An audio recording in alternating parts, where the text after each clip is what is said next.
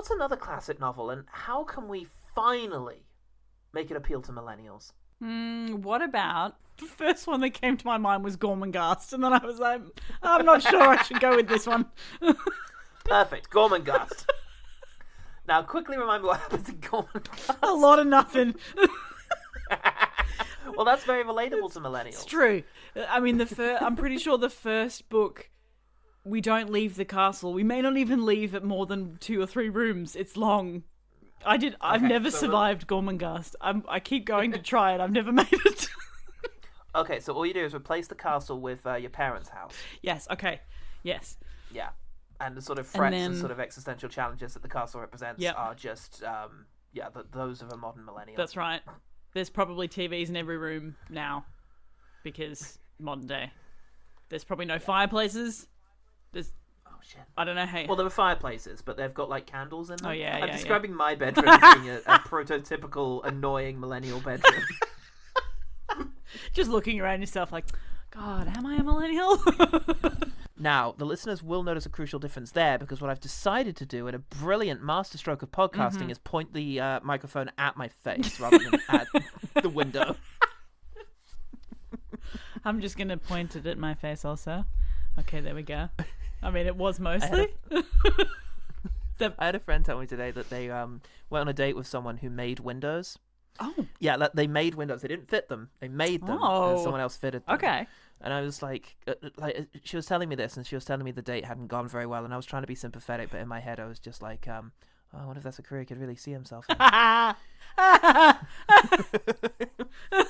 When she said, actually, the business is really struggling now, you know, and I was like, oh well, when God closes the window. This Jimmy, oh my God, just doing that the whole time. How many jokes do you reckon that poor guy has had, like being on a date, and it's just window joke after window joke? What's wrong, buddy? Is work being a pain? Just repeating that same line until he gets it. Like, pain plus pain. When she first told me, like, he made windows, I was like, what, does he work for Microsoft? That's what when you said he made windows, that was the first thing my brain did. I was like, oh, he works for Microsoft, okay. No, the actual windows. Just trying to tell me this story, and I'm just sat there giggling at my own shit. I mean, look, you don't often... I don't think I've ever run into someone that makes windows. That's pretty cool. Well, quite. Like, everybody's just in sales now. Nobody makes windows. No one makes an actual window, which is... I quite like that. That's pretty cool. Yeah. That'd be like dating someone who makes furniture. Yeah, like, actually who the fuck does are stuff. you? You don't exist. You don't exist anymore. This isn't a thing that people do. Carpentry does not exist. No, everybody is either in sales or they're handsome boat captains. Yes. Cue Persuasion. Yeah, that's right. Handsome boat captain. That's not a song. That wasn't ABBA? That wasn't it. Handsome boat captain. Clap, clap, clap, clap.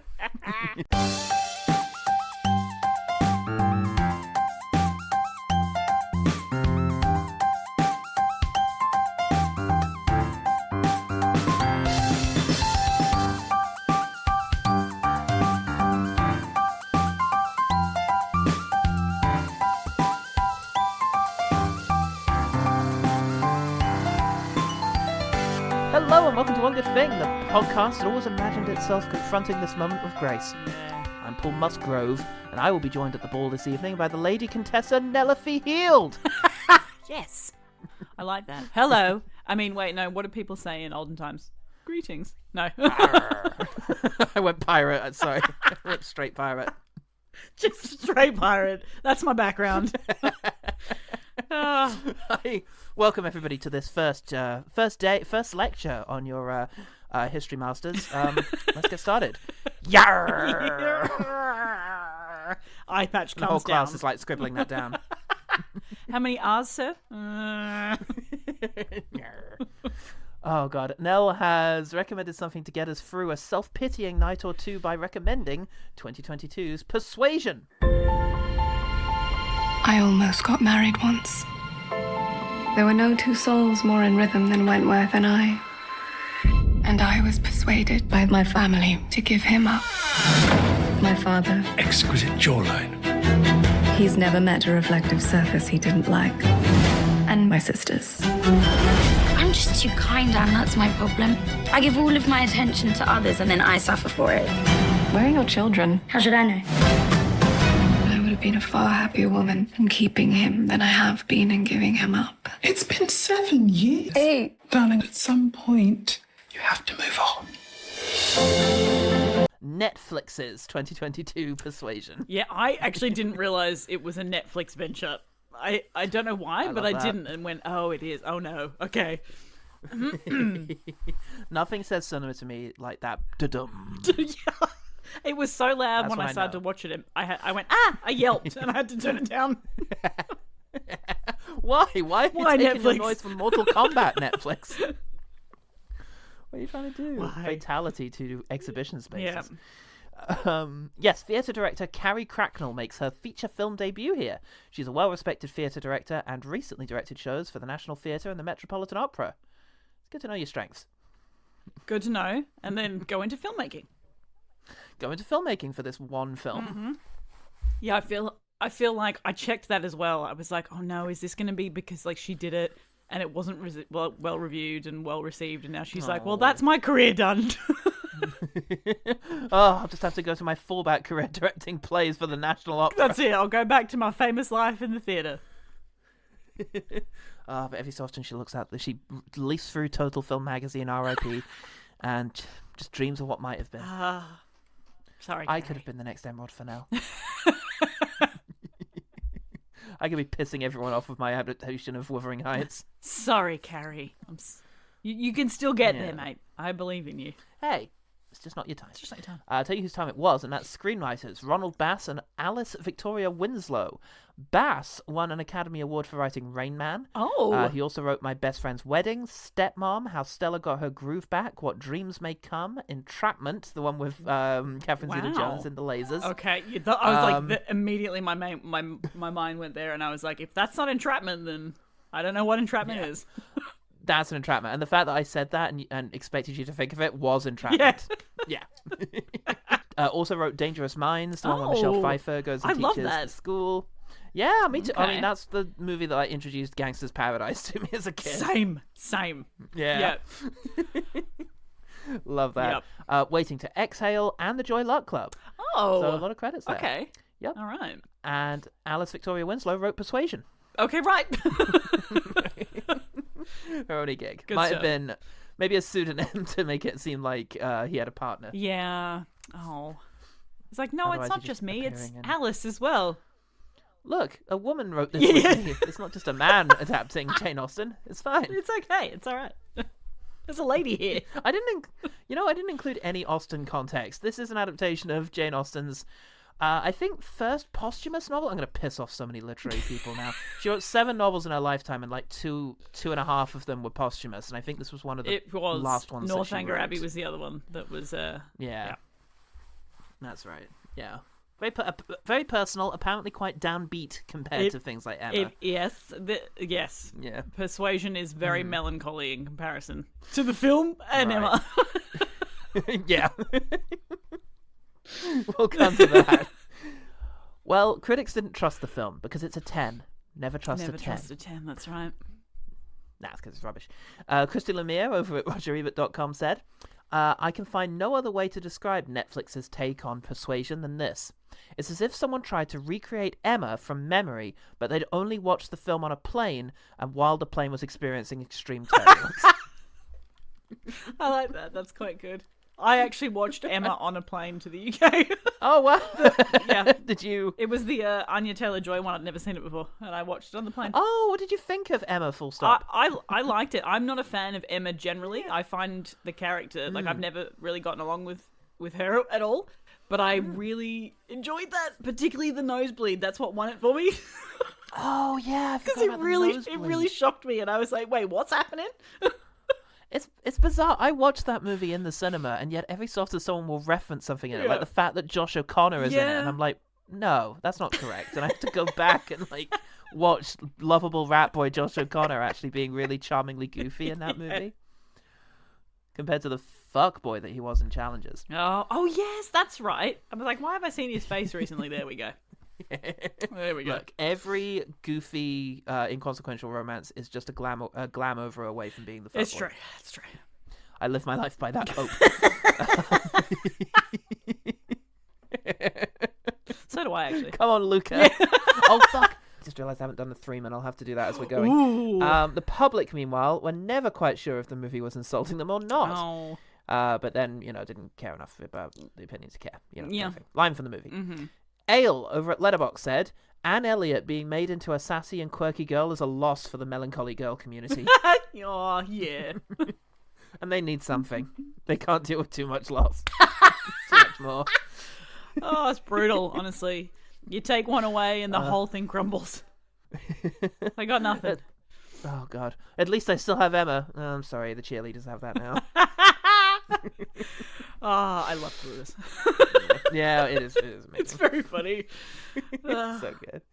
I'll do the 3-man as we go, but Persuasion has 30% on Metacritic, 5.8 on IMDb, 70% on Google, wow, and made an amount of money known only to Netflix. Intriguing. Yeah. Did they not release what their one? I guess it doesn't make. Yeah, it's not the same, is it? If they don't release it in cinema. No, I feel like you never get any figures. I mean, they must be keeping them in terms of how many. Sometimes they'll release it as like hype. They'll be like, this movie was streamed more times than Barbie was watched in cinemas, and you're like, okay. That's Did they finish the movie? Yeah. Do you have like the stats? Did they go all the way to the credits? Like, yeah.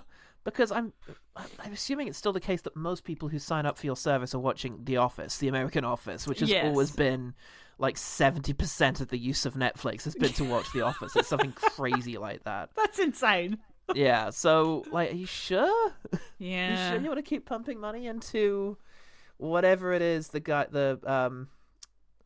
two guys who made, God, names are escaping me now. It's getting really bad. I'm glad not to have these guys' names in my head. The guys who directed Endgame. Oh, yeah. The brothers. The Russo brothers. Yeah. So, Nell, my dear octopus. Yes. What's one thing about Persuasion that made you realise you had much, much further to fall? Richard E. Grant. Richard E. Grant. Oh, my God, yes. God bless that man and everything that he's trying to do for all of us. Treasure. Just treasure. I was like, God, I'm so low compared to Richard E. Grant. I need to up my stakes a bit. I need to go into every film I make with joy. Yeah. I mean, the last few films I've seen him in have been Saltburn, which has fared a little worse each time I've watched it, I have to say. I've only done the one watch, so yeah. Right, that's probably a good place to leave it. Okay. Okay. But then the other one I've seen him in recently was Rise of Skywalker. So. Oh my God, yes. Oh God, I completely forgot he was in that. Yeah, it's been a rough little journey for old Richard E. Grant. Yeah. But I loved him in this. Well, hey, he was fabulous in this. He was fabulous. Let's get into it, actually. Let's talk about what happens in Persuasion. Okay. Well, do you want to start us off?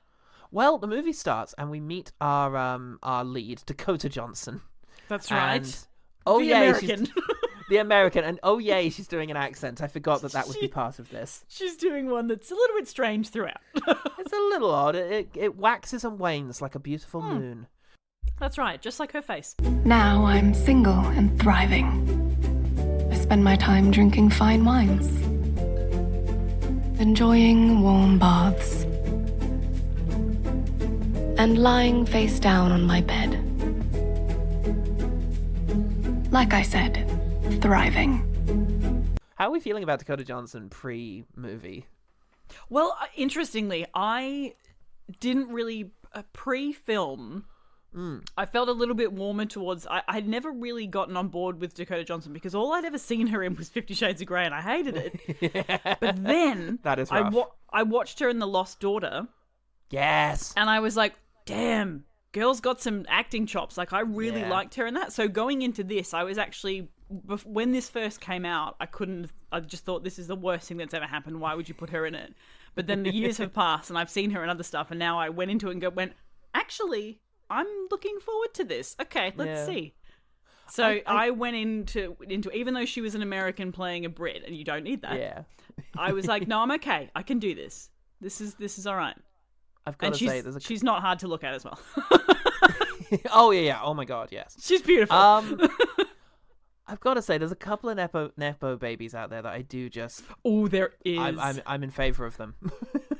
I'm in favor of this nepo baby. Yeah, me too. This one, she's a nepo baby for me. There's something so charismatic about how uncharismatic she is. I find it similar to Kristen Stewart in that way. Same. I don't know. Same. And some of the decisions have been as good. Like, there've been some really wonderful decisions in terms of projects to appear in, and some less so. Madam Web springs to mind, but even in Madam Web, there's something so delightfully charismatic about how detached and not quite here she is. Yeah. Yeah, there's something fascinating about that. But here we are. We have her as our romantic lead and sort of and nepo baby and our confidant, kind of, within the story, because she's narrating her story to camera, to us. Fourth wall breakage. Yeah. Oh, now this is exciting. Sorry, I've just discovered our first three men, and that is Nikki Amuka Bird. Oh, I know that name. I looked that name up. I don't know who this is. Hold on. No, Nikki Amuka Bird. Yes, she played. She's one of my good things, I think. She played Lady Russell. Is it? Oh, is that Lady Russell? I like her. Yes, I like her a lot. She was in The Personal History of David Copperfield. Yes, she was. I was just thinking that. Yeah. Crucially, for our purposes, she was in Old, where she was hilarious, like everybody else in Old. M. Night Shyamalan's Old. Yeah. I forgot And about apparently, and I'm desperately just scrambling to find out who she played. Here we go. She played Diomika Singh in Jupiter Ascending. Oh my god, I do not remember that. Wow. Okay. No, hold on. I'll try and figure out who the fuck that is. We're doing a good job so far of not talking about Persuasion. I know, we've done a spectacular job. Tell me about her, situation at the beginning of the movie. Okay, so we find out at the beginning of the film, we find out the name of the story, essentially.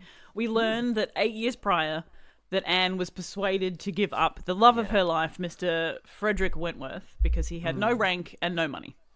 Yeah. So we get that story, we get thrown into her family life, we learn that she's the middle child, she's the least favourite, because she's done nothing and married nobody of note. Yeah. Which is a shame. Christmas card sequence. Yes, that's right. And then we learn that she has a father who's incredibly vain, two sisters that are fairly narcissistic, and also that her father is broke. Because as much as he loves staring at himself, he likes spending money. Yes, indeed. And she has two sisters, right? She has a younger sister who's gone off and gotten married and has kids. That's right. And the older sister is also childless, but what is it she's done that makes her better than Anne in every conceivable way? I feel like she's just been the oldest child and is kind of the... Right.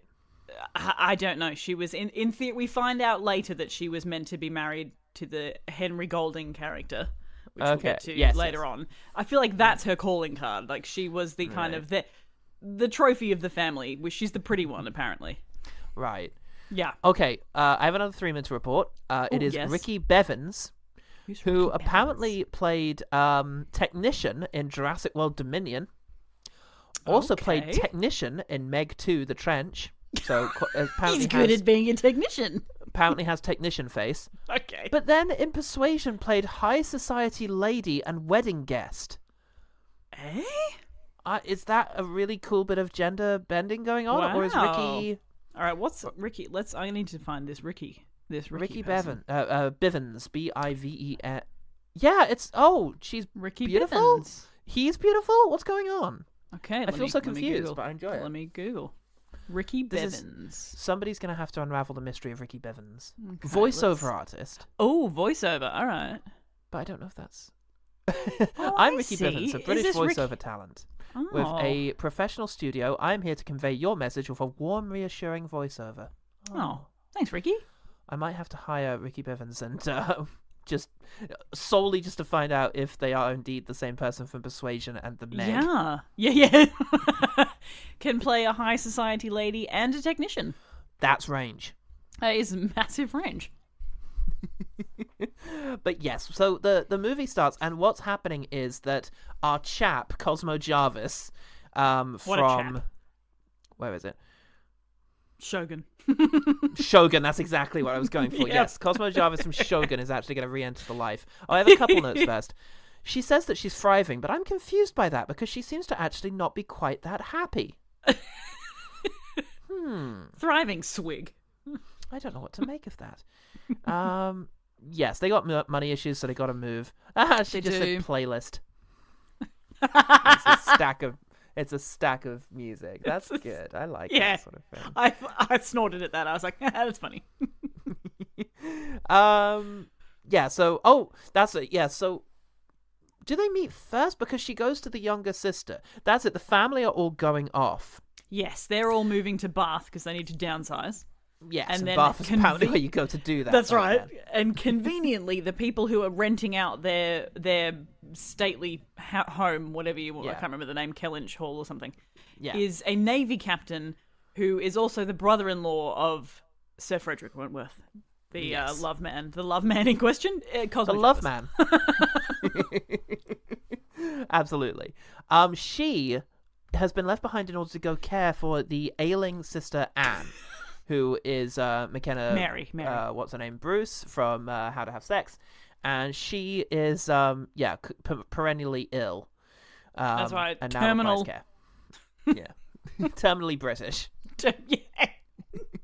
I've discovered another three-man. We've got Stuart Scudamore. Apparently Gavin and Stacey, but that's nothing to do with us. We've not covered Gavin and Stacey on this podcast yet.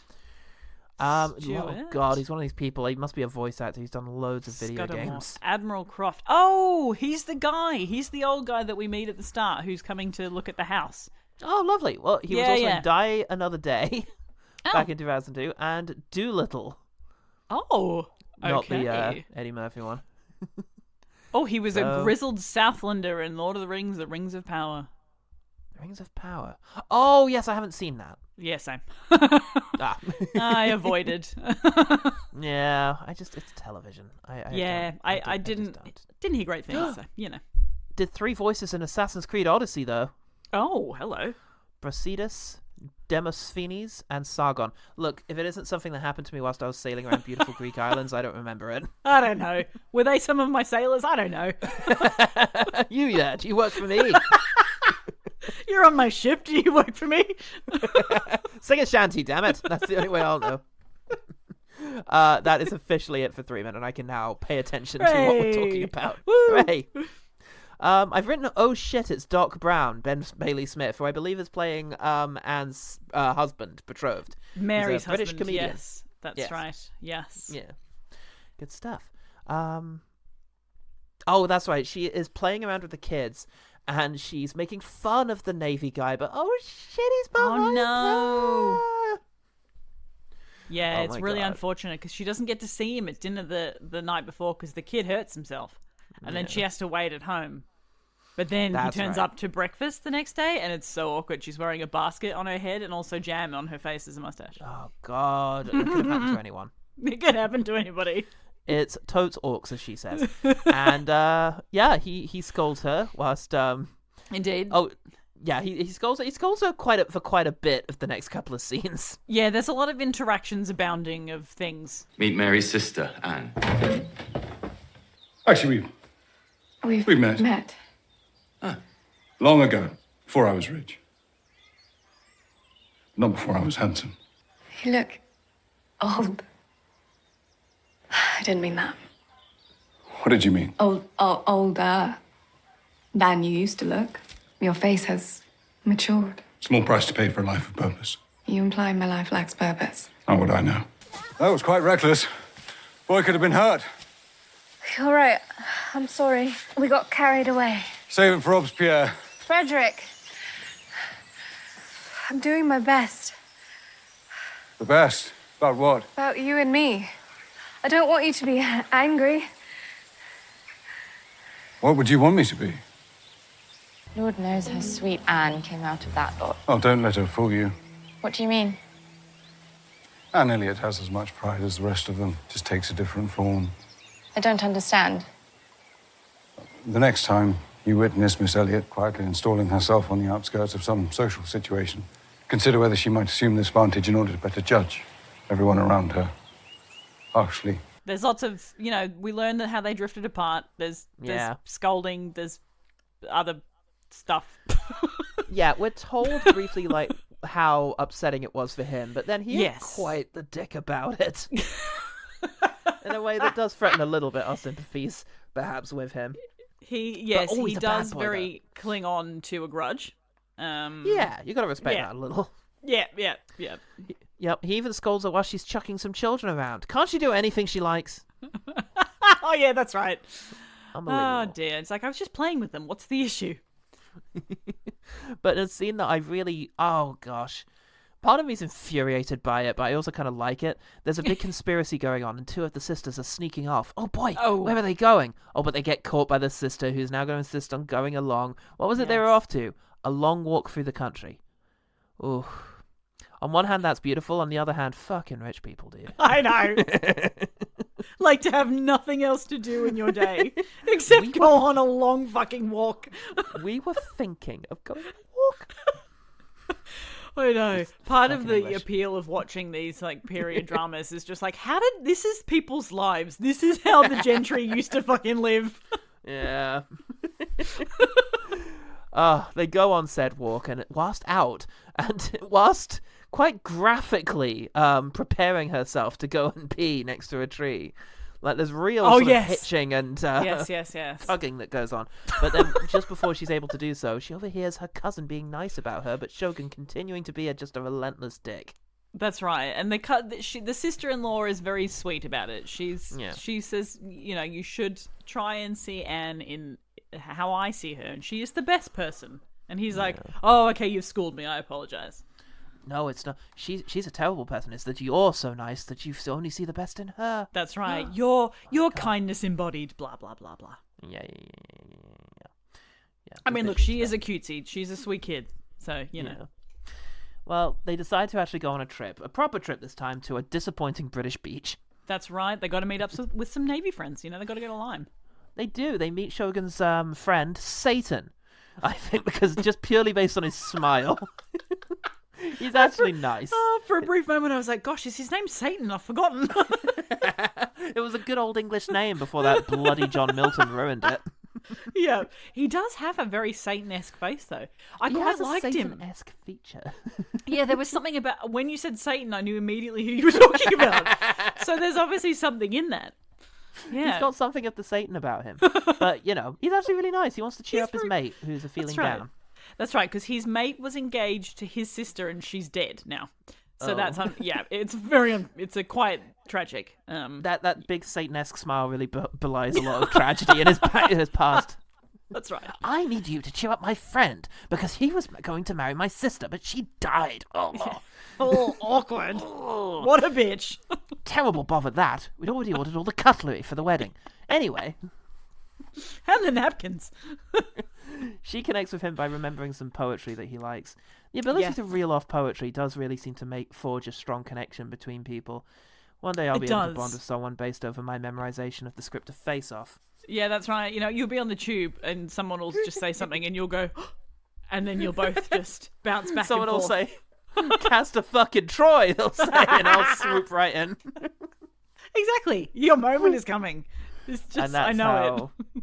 That's how I bonded with, what's his name? Christian Nivola. I love doing the Brutalist. So, yes, one day they meet a very handsome stranger being played by Henry Golding. Yes. God damn it. He's so pretty. He's so fucking hot. I'm furious at him. As soon as he came on, I didn't realize he was in this, and I saw him as he entered on screen, walking up that hill. I was like, damn it, not Henry Golding. It's violent. He's so pretty. Who's that? Pardon me. I think I'm in your way. Perhaps you can correct that. Perhaps. Can I help you with something? Considering what I'd like help with, probably not. After a terse interaction between them, she goes to the beach and gets friend-zoned there, as we have all done. Oh, yeah, she does. Yeah, it's awkward. Yeah, it is awkward. Yeah. The next day, they're sort of walking around, and her cousin gets carried away in a joke and brains herself. Catch me, Frederick! Catch me! It's amazing, though, because she's like, either catch me or don't, so he lets the bitch die. Yeah, it's brutal. She just tumbles off and gets an epic concussion. A film removing concussion. That's the last we'll see of that shit. That's it. It made me feel really sad. I was like, oh, this is like a young girl's attempt at being flirtatious, and she's just brained herself. Oh. This is really unhappy. I hate this. Look, again, haven't we all? Yeah, look, we have. We've all done dumb shit. I'm going to jump out of this tree because that boy's watching me. You'll be impressed by this. I broke my leg. I can style it out. You hobble your way home. Yeah. Turn it into a breakdance move. Classic Australians. Oh, Christ. My next note is them in the sweet shop, so you need to help me. Oh, okay, all right. In between that, what do we got? We got the friend zone. In between this, like, all right, Louisa. 30-minute point and the hour 15 point. So then we get bits. I mean, honestly, not that much. We get lots of tidbits, I feel. So we eventually, Louisa, Frederick goes back to Louisa's family to tell her what's happened, that she's got a serious concussion. She's probably going to be fine, but yeah. Anne goes back to Bath. We then meet Henry Golding again in Bath, and we find out that he is Richard E. Grant's heir. And he's not so much concerned about Richard E. Grant's reputation and hanging around with this Penelope Clay, I think is her name. Oh, yeah. It's that he may get a son, and the son will then inherit that title, and he's like, I'm not about that shit. I'm intervening. I need you to help me murder any sons that he has. That's right. He's quite open about it. It's like, oh, all right. Look, I like a man who, at the very least, is open about what he wants. Yeah. Sometimes sometimes the people you can trust are actually the people you can trust to be themselves. Yeah, that's right. And then what else do we have? So, then we find out there's some rich cousins that are in Bath, but they're not actually their cousins. I remember. Wasn't sure where the cut was going there with rich cousins. Cousins. So then Richard E. Grant, as far as I can tell, he would have been able to indicate how they were cousins if he had diagrams in 45 minutes to do so. So that's how close they were as cousins. Then Dakota Johnson tells a really awkward octopus dream story at this cousin meeting. Hey, and then I was here for it. It works. It breaks the ice. Sometimes I have this dream that a giant octopus is sucking my face. And as I struggle to get free, I realize that my hands are tentacles and I can't push it off. And then I realize, of course, that I am the octopus and I am sucking my own face. It breaks the ice, that's for sure. And then she starts being interested in Henry Golding. And then we find out that after she meets up with the lovely Lady Russell again, we find out that Louisa and apparently Wentworth are engaged. And then we're at the sweet shop. Yeah, then we're at the sweet shop. Hooray. Yeah. Yes, where they have a poignant run-in with said Shogun. And right. Actually, it is poignant until Henry Golding comes in and they decide to have a bitch off instead. They do, yeah. Mr. Elliot, allow me to introduce... We remember each other. We do. This is Captain Wentworth. Yes, your good friend, Captain Wentworth. Now, because I'm not fully paying attention, I do right at this point. Well, wait, where's Shogun's piece? Did she actually fucking die? But we find out later. No. She's off scene, apparently convalescing. Yeah, that's right. Classic woman situation, convalescing. But now it's all coming to a bit of a head because he's about, and Henry Golding invites him to a concert. That's right. Yeah. Yeah, which unfortunately he fails to get out of because his opening gambit is "I wouldn't want to impose." No, always make that the last. That's what you say before you accept something. That's right. That's right. Never use that as your excuse because people go, no. Oh, I'd love to, but I gotta go do boat shit. Soz, I have to be on a boat. I gotta be on a boat. I gotta spend so much time on a boat. You don't even know. What do you I need to get scurvy. Like, I got a lot going on. I gotta go eat 45 limes. That's it. Before I can set to sea in my wonderful, wonderful naval vessel. Look at my naval vessel. Look at my navel. Look at my navel. Whoop, boop. Anyway, I'm off. Bye, son. Bye. Oh yeah, that's right. He does decide. Well, at the concert, he tells Anne that he has to decide whether or not he's going to go back to sea, and he hasn't decided. And then he decides that he will go. He does, and he says, "I'm off to sea. I'm off to see about the sea. I've got to see a man about sea." That's right. So yeah, He says, and but then we find out, because the next scene, which apparently in the book happened in a pub, it seemed to be happening in some sort of I don't know what it was happening in. Yeah, I don't know what the fuck that was. I wrote down pub because that's what happens in the book, but it definitely wasn't a pub. No, it wasn't. So he is. He's got to write a letter. He's got to write a letter to the army to say he's not coming back. He's going into the Navy. That's right. See ya. But he meets up with. She meets up with Satan again. That's right. And Satan explains that Sad Friend actually got together with Brain Dead Woman. There was a mix-up. It was Sad Friend, the sailor, who got engaged, not Wentworth, the sailor, who got engaged. Popeye the sailor had nothing to say about any of this. Yep. Oh, Christ. But in any case, it turns out that Shogun surprisingly speed wrote a MASH note to her instead. He did. And what is implied to be about 30 seconds, but I imagine it's longer than that. Yes. And I've put Louisa actually fell in love with the first guy she saw after she woke up from her horrific brain injury. I mean, look, it's probably not wrong, because she would have woken up and seen this very lovely man who was nursing her and been like, I love you. I love you. You wouldn't have let me die back there like that awful sea captain You would have did. caught me, not like that Shogun. Yeah, fuck that guy. He's got a hilarious face. A memeable face. Face. This now she's going to run after him, and this could be a very complicated situation with Henry Golding. But no, he's gone up with the sister. There we go. So good. He's macking on with Penelope. What's her face? We're fine. Yep. Perfect. All done. She wishes them every happiness and keeps running. I hear his situation is quite different in the book, but never mind that. Yes. He's fine. He's an actual villain, but never mind. An actual villain who is outed as such, but no, it's fine. We fucked up. We got Henry Golding to playing him, and now half the audience want him to do well. That's right. We can't have Henry Golding as a villain. He's giving very villain vibes, but he's too beautiful. We can't. He's far too beautiful. Yeah. So they get together. They meet up, and we cut into the future where who's gotten married? Have they gotten married? Oh yes. Henry and the Penelope what's her face have gotten married. Oh, that's right. Mm-hmm. They've gotten married. Yeah. And later on the beach, Shogun shows Dakota Johnson how to use an old-timey Oculus Rift. That's right, and she comments on it being, "Is that it?" And navigation isn't that hard.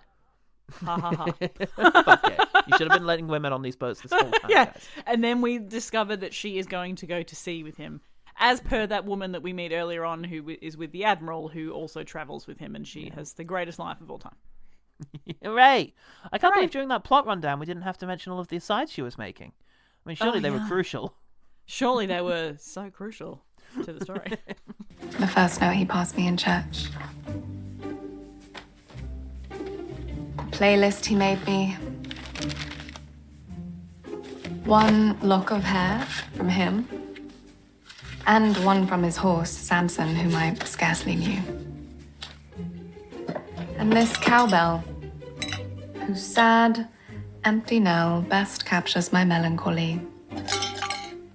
Oh gosh, how did you come across Persuasion, first of all, and when did you first see it? Well, yesterday. Oh, okay.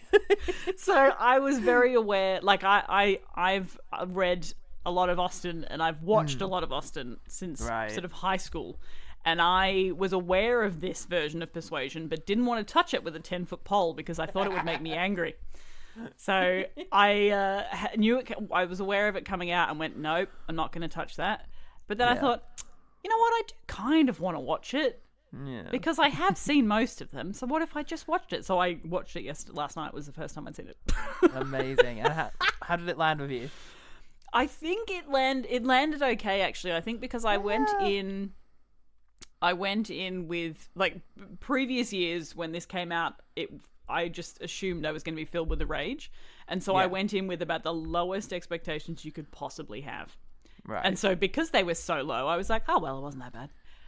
I feel like if you just... Mark Kermode's review of it completely sums up my feelings towards it. Like, if you go into it and take it completely on its own terms and do not think about it in terms of an Austen remake, you might have some fun. And that kind of sums it up for me.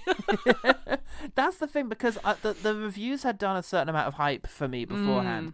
I read one review, I forget where it was, but it said something like, not only is this the worst Austen adaptation, but one of the worst films of recent years.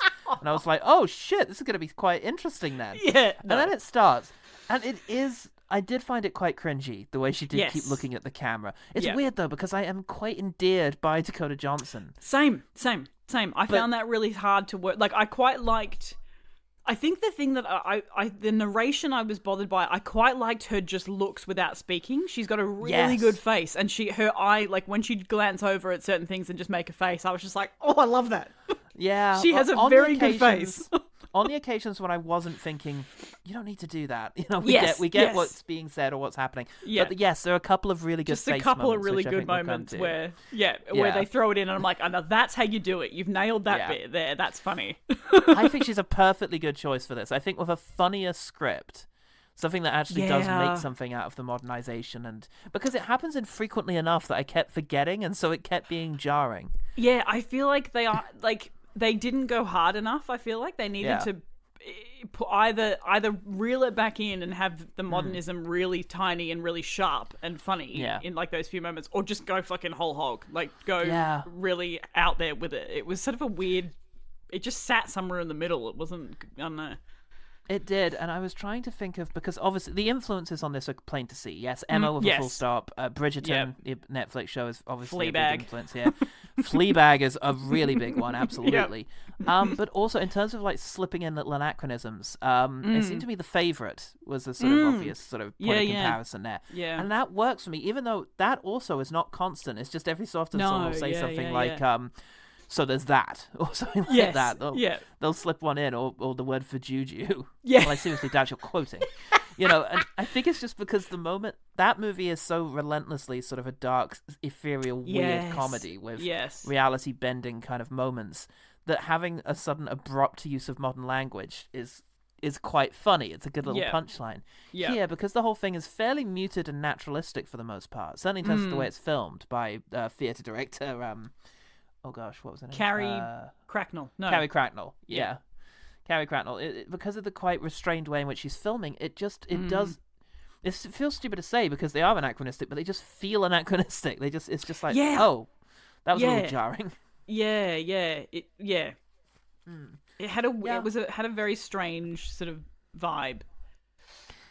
With its like fourth wall breaking-y stuff, but then I kind of found myself enjoying it, but then I didn't. It was. I think it just could have done a lot more than it did if it was going to go for that whole modernist kind of situation.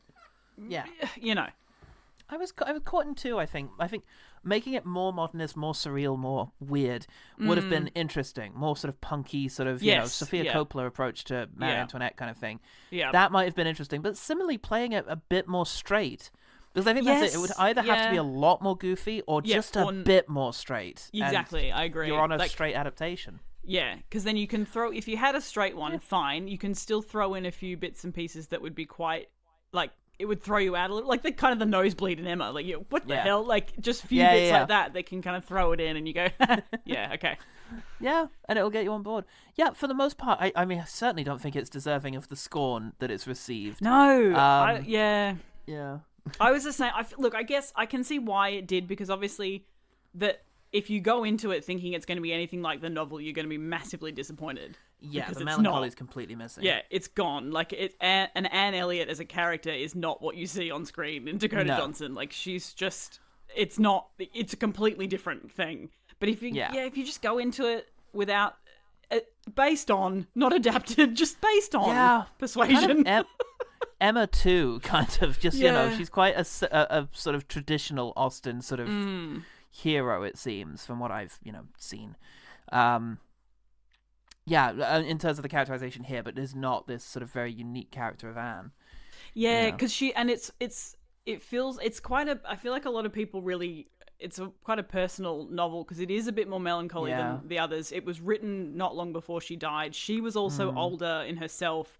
Anne is an older character who's technically a spinster at this point, at like the age of 28 or whatever. She's 27 is what I read. And 27. And so she's this character who's she's basically sacrificed her life for other people. She's done everything. Other people's feelings matter more than hers.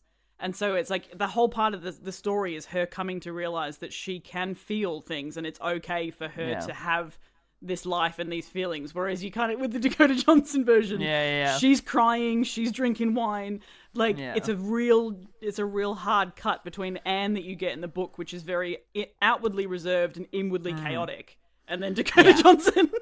Outwardly chaotic, just sort of being the eccentric, swinging, the odd one of the family who says exactly. The wry things and sort of skewers people's pretensions, kind of which thing. Which was also kind of weird character. too, because it was like it's a completely different character. The thing that sort of bothered me with that too is that she is quite rebellious in terms of this Regency period, and she's very obviously disobedient to the way it works, but then you spend the whole film of them not being together. But there's literally no point, because if she is so chaotic and disobedient, she could have just stepped in when her sister-in-law was starting to show interest and be like, no, I love this man, stop it. Like, so there was all these things that were, I was like, I don't think this is working. But at the same time, I still enjoyed myself. Dakota Johnson is disgustingly charming. Like, she was, I really enjoyed watching her as Anne Elliot. I thought I was going to hate her, and I thought she was really beautiful. Yeah, there is something about her. She's got really good timing. Like her like humorous timing is really good. The way she can kind of make a face or do it, like she was really charming.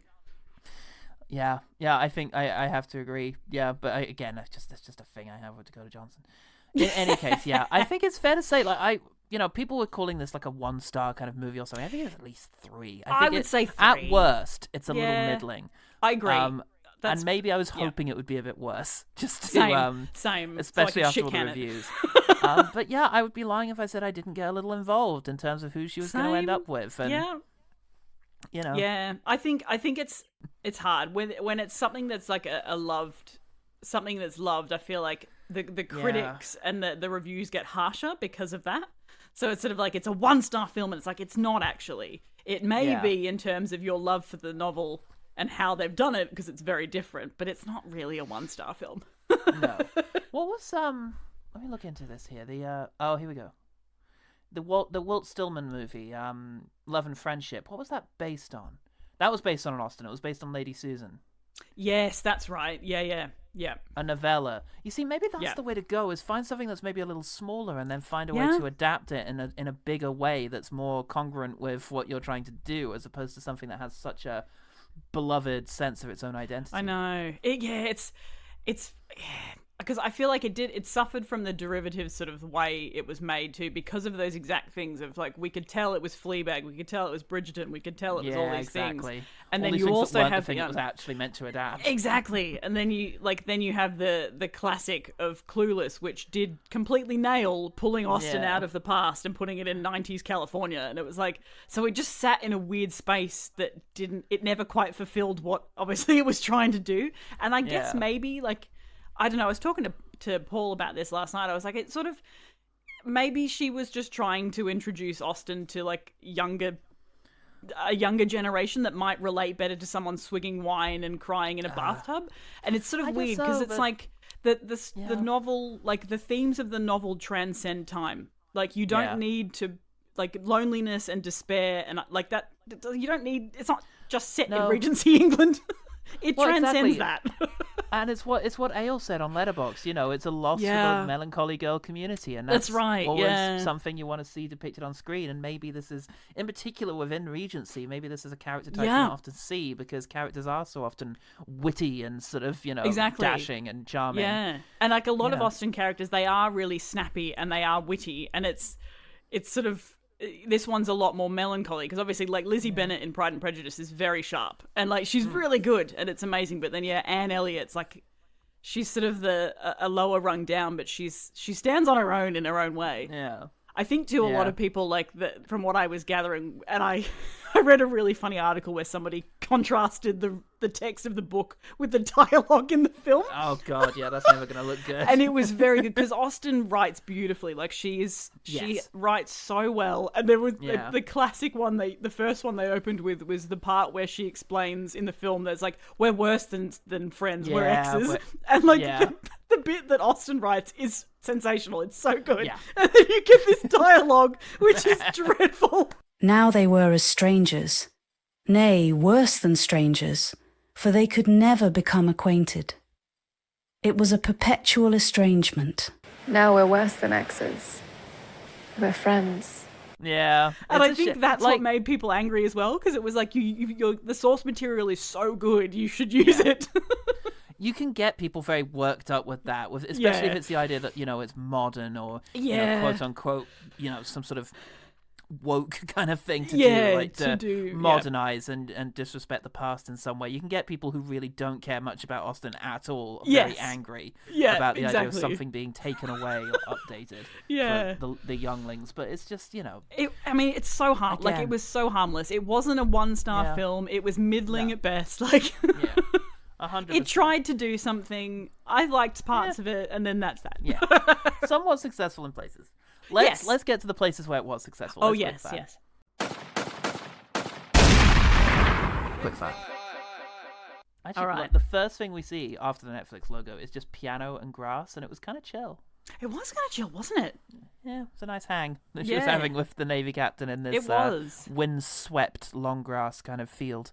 And then I feel like after that moment, I can't remember what the music is, but it jumps into something that's quite quirky, and you go, oh, all right, here we go. Yeah, it's sometimes the music was a bit much. Yeah. Like the music that starts when I think she's doing a big breakdown of who's who in the family. Like, yes. That was like, that was over the top for me. It's a lot going on here. It's like, I get the idea. I'm not fully on board with this yet. Yeah. Just relax. Very close to the start of it. Maybe it was, I can't remember if it comes before or after she introduces the family, but I quite thoroughly loved Dakota Johnson's line of, now I'm single and thriving, swig. Yeah. Because she just delivered it really well. And I was like, she's charming me, even though I know this is completely not right. Even though it's quite an on-the-nose line. It's quite on the nose, but then I'm watching her and I'm like, but I love this. Look at her. She's fair. Just like... I'll say this. Good rabbit. Good rabbit. She has a pet rabbit. It's a big rabbit. But, she has a pet rabbit throughout the whole thing, and it's a good rabbit. I don't know. It is a good rabbit. It doesn't feature in very often, but when she has it, I like that rabbit. I couldn't really work out. Were they going for, quirk or something? What was that? I have no idea. I read someone rationalize it a little bit in terms of... do other Austen heroes have animal companions? Not that I can recall in my mind, but maybe they do. I think of the film adaptations I've seen, I can't think of any. Very curious. Maybe one of these. Maybe there's one in Bridgerton or something. Yeah. Oh yeah, maybe that's what it. Yeah. I mean, look, I love the rabbit. It was cute. It was a cute rabbit. It just seemed. It was kind of like, all right, there's a rabbit. That's fine. What have you got next? I think I've got a couple of Richard E. Grant moments just because he's hilarious. The one that came to mind was when they're going through the finances and talking about what they can cut, where they can save money. And the eldest daughter is looking at the rat sheet, whatever it is, and she was like, perhaps we need only stop giving to charities. Do we do that? That is good. It really made me laugh. Just the horror in his face at the thought of that he was giving to charity. Oh shit, that is good. I enjoyed all the paintings of him in that room. It's on the nose, but some of the paintings were a lot of fun. They were very good. And it's something to his face as well. I just the idea of Richard E. Grant in a painting. I'm like, I'm on board with that. He should be in paintings, preferably looking into the distance at something. Yeah, I'll get you one to go next to your Keanu Reeves one. Yes, come on. I also enjoyed various walls were painted. Yes. In very eccentric colours, and there's a room she's in at some point which is this mint green kind of colour, which I think is quite striking and adds a real vibrancy to the period, which I like. I did quite like some of the the rooms and the clothing, and there was some poppy kind of bits of colour. I was like, oh, that's fun. I like that. It was very Emma. I was going to say, 2020 Emma. It tried to be Emma because that is beautiful. It watching that, is. You're like, wow, okay. Even on a plane, watching that on a plane screen, I was like, I can tell how beautiful this is, and the screen is this big. Next one. I liked that when the people come in to take all their stuff away, the debt collector man, presumably, I liked that he took the cookie and then raised his eyebrows at the elder sister when he did it. He'd be like, and just ate the cookie and walked off. And I was like, if you're a debt collector, power to you, man. You're just walking into people's houses, you're taking their stuff and their cookies. Oh my God, I'd be after everybody's cookies. Right? As if you wouldn't. You'd just be like, yoink. What good is a I'll cookie take that you have to earn? I take my cookies. Again, we've mentioned Nikki and Amuka Bird as a sort of being Freeman. Yeah. I thought she was great as Lady Russell. Like, I thought she added this great sort of sense of authority and sort of stern supportiveness that I really enjoyed. Yeah, I really liked her as well. And there's a line she has where when they're talking about their finances, when she's trying to help them, and she says something along the lines of, "She begged me to protect her daughters from their father's excessive excesses, and I have failed." Yeah. Like, she's trying to think of how to word this. It was very, like, she delivered it very well. I like that.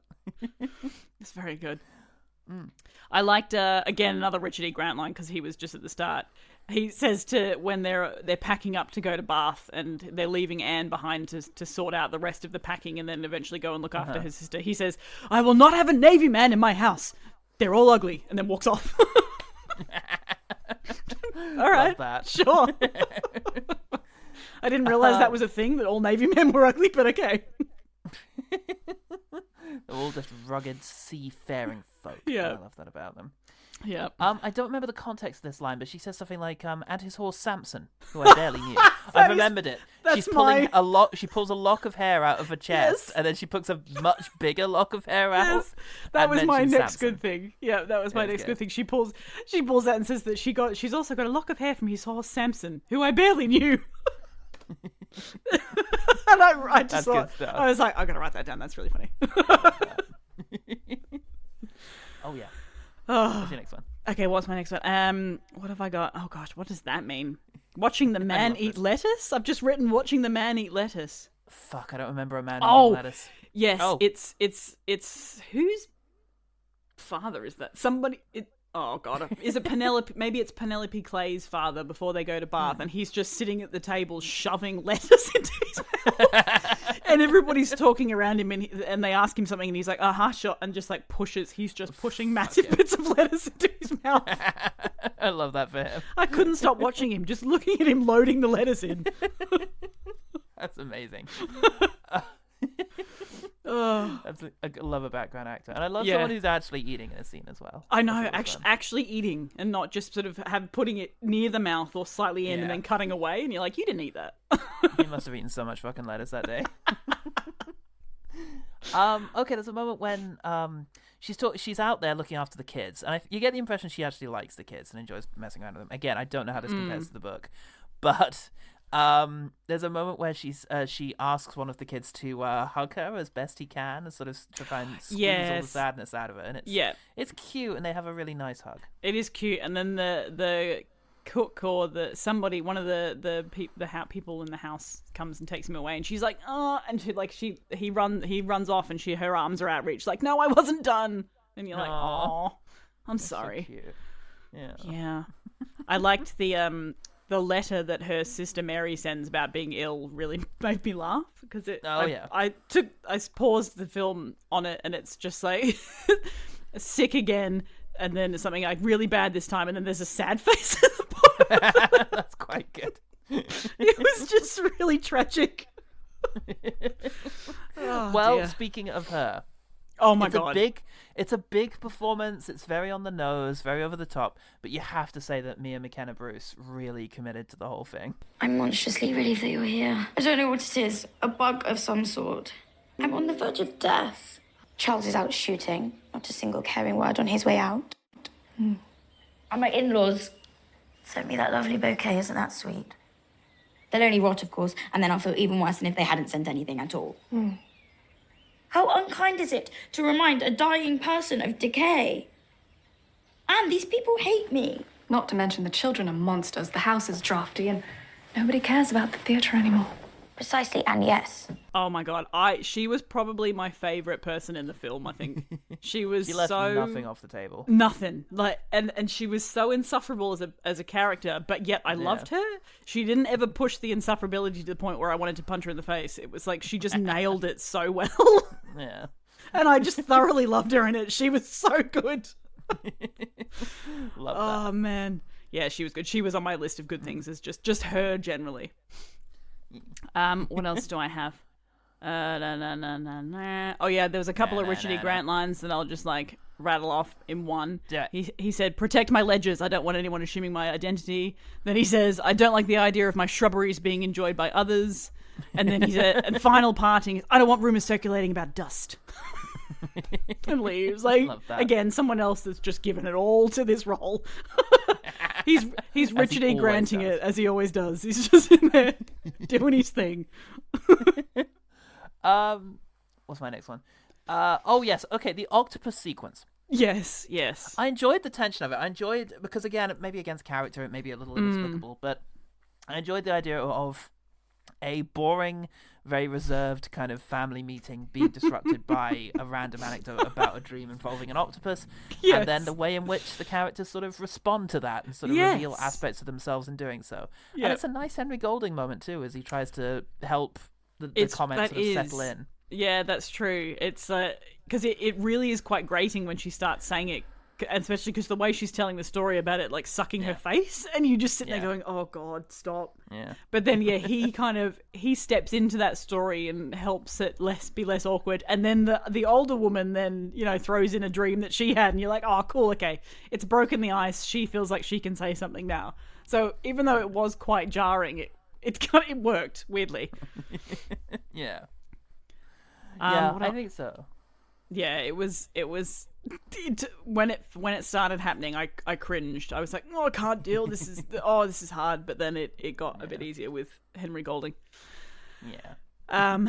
What have I got on my list? Oh, I liked that when this is after Frederick has come in to breakfast and surprised them, and she's wearing the basket on her hat, and she has the jam and everything, and he leaves, and you can tell that she's like, "Wow, that was awkward. That was horrible." She goes to put the basket back on her head because it was a hat, and then she realizes what she's doing and goes and takes it off. And it's just a really great, again, Dakota Johnson just nailing these tiny little like sort of gestures and things that she's doing. She just goes, "What?"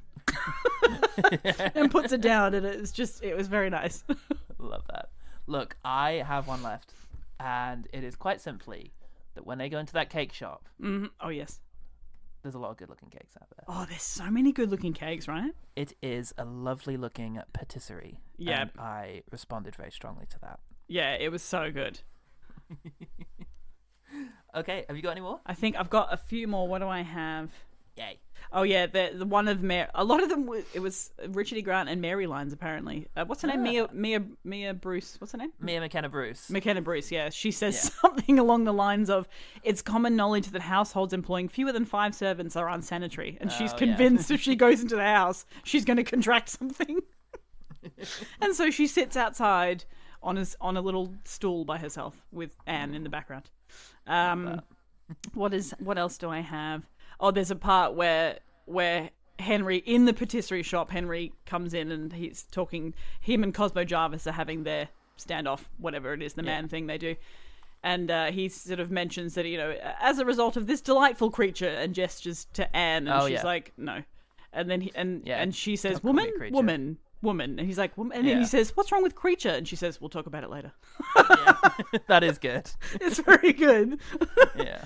And then there's one, it must be quite near the end of the film after all the Wentworthy stuff is happening, and there's a scene where Dakota Johnson's making breakfast. She's doing something and she's pouring herself a glass of wine. And she's pouring it and she sort of stops and then she just keeps pouring it and it goes all the way to the top of the glass. Again, just a really tiny Dakota Johnson like gesture that I quite enjoyed, that she's just like, "More." Love that. And that was it. Yeah. Amazing. Well, there you go. There you go. Let us check in with the OG team. Yes, OG team. We have one contribution from the OG team. Hey! It is Jenny Sunday on Blue Sky. Look out for us on Blue Sky, everyone. She says, she is holding a rabbit in the picture, and I still could not bring myself to care. I hope the rabbit wins the movie by persuading everyone to pet it and give it all the hay and kale. Well, he's not in it enough. I will say that about the rabbit. And we you could know have what? done with a couple more rabbit sequences. I don't think we see him get fed ever. Oh, that's brutal. I reckon he gets nothing. There's no feeding signs. Like, This poor rabbit is just getting carried around everywhere, and all he's doing is, can someone feed me? Anybody feed me? No. Feed me. No, sorry. Stop being sad, Han, and feed me. I need food. Okay, well that does it for the OG team. Let's talk about the one better thing. The one better thing. Hey, what have you got? Well, I couldn't really think of what a good one better thing would be. I thought of The Favourite. Yep. For obvious reasons, because it's just the best. I feel like I should go with another Austen, which is probably, a boring one good thing to do. And it's also not a film, but if you've never seen the 6-part BBC Pride and Prejudice, do yourself a favour and watch it. They nailed it. It's very good. Yeah, it's iconic. It's iconic. They had 6 hours. They really, they go with the story. They sit with it. There's a lot there. You can do a lot in 6 hours versus 2. And I love it.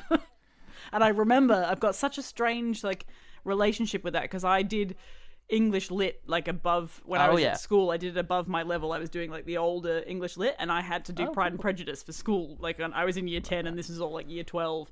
And I remember thinking, oh, this is going to be the worst. And the teacher was like, and also watch the BBC series. And I remember I hired it from the video shop, back in the video shop days. And I saw how, I was like, 6 hours. Oh, and I was gutted. And then I put it on, and an hour in, I was like, my mum came into the lounge room, and she was like, and I was like, Mum, leave, I'm watching something. And I just binged through the 6 hours. It was so good. And I went into school and was like, oh my God, I loved that. I thought I was going to hate it. I thought I was, this goth kid was like, no, I'm not watching Pride and Prejudice in BBC 6 hours. No. And then I was won over immediately just because it's so good. Love that. I love the things that sort of open up your horizons when you're a kid. It was so good. Incredible. Amazing. Well, yes, if you haven't got quite that much time, but want an Austen adaptation, I am going to recommend Whit Stillman's Love and Friendship, which is a really great sort of self-aware, but not necessarily kind of modernized in an overt way. It's more just sort of wryly kind of written. Kate Beckinsale plays the lead, and she's actually amazing in it. There's not enough. I don't know if there's enough things out there where you get an opportunity to really see Beckinsale stretch her legs, and she's good, right? Offer comedy and drama and just everything. It's all in there. Yeah. There's a couple of really great other names in the cast. I'm noticing that Morfydd Clark, which must be before I was aware of who Morfydd Clark was. Speaking of Rings of Power. Yeah. So that's out there. It's wonderful. But all the other things we've mentioned too, I do recommend Emma. I think it was very interesting. And, The Favourite was my favourite movie of that year. So I'm very fond of The Favourite. It's so good, isn't it? I love it. Good. I love that movie. I think that's just about going to do it for The One Better Thing. You know what I mean? The One Better Thing. Nell, how can people find out about some of the things that you get up to in space? Oh, yeah. Well, I go into space in Orbital Blues. Hooray! With this fine chap on this call, and also Sarah Keep, and Jen Blundell, and Paul Goodman. There he is in the background if anyone heard that. He went, oh no! And we're on various things of platforms with podcasts. Yes. Loads of them. Check them out. Check them out now. Do it! I'm pretty sure we've got good SEO. I'm going to find out. I'm going to type in Quest Fantastic. We must have. Into just a random search engine that shall go unnamed. Come on. Please come up first. Come on. Don't be some chef fucking thing. There we are. We're the first. We're on Acast. We're the first result for Quest Fantastic. We got that SEO locked down, sucker. Nailed it. Meanwhile, slightly harder to find because of that garden fish. You want to find out more about One Good Thing? I'm sure she's lovely. If you want to find out more about One Good Thing, do OGG Pod into anything you want to look for us on. We are on Blue Sky. We are on Facebook. Yeah, Blue Sky. We are still on X because I'm too lazy to be principled. And you'll get there one day. You just delete. It's fine. One day. When everybody else leaves, I'll leave after that. That's right. We're out there. Please find us there. Yeah, and also there's Quest Fantastic, as you mentioned, and there is also Jen and the Film Critic, which you can find on all good pod chuckers. I'm Paul Chucker. I forgot who I was at the start. Nella Peeves. Lady Contessa. What? Nell something. Nellophin. I don't know what I just said. That was a whole month. I don't know. It was beautiful. I loved it. Never change. And remember, Remember, the one good thing about Persuasion is that every so often it's justified that a Nepo baby gets ahead. Damn straight. Sometimes they're just good, folks. Sometimes they're just good.